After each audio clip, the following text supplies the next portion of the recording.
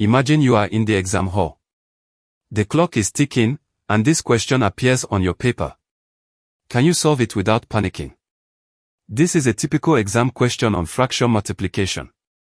Many students see a mixed number like this and immediately feel confused. But the truth is, this question follows a very simple pattern. Before we start, remember this exam rule: convert first, multiply next, and simplify last. If you follow this order, you reduce mistakes and protect your marks. The first step is conversion. Mixed numbers must always be changed to improper fractions. 2 times 5 gives 10, plus 1 gives 11.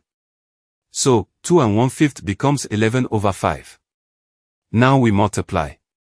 Multiply the top numbers together. 11 times 3 gives 33. Multiply the bottom numbers together. 5 times 4 gives 20. Our answer is 33 over 20. Because this is an exam question, we simplify and write it as a mixed number.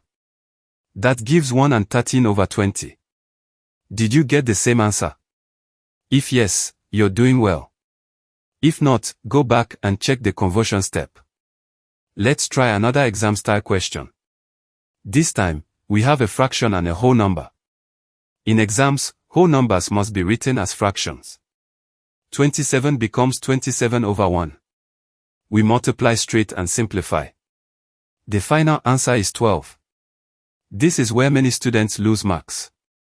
They skip conversion or try to multiply mixed numbers directly. In exams, skipping steps is risky. Now it's your turn.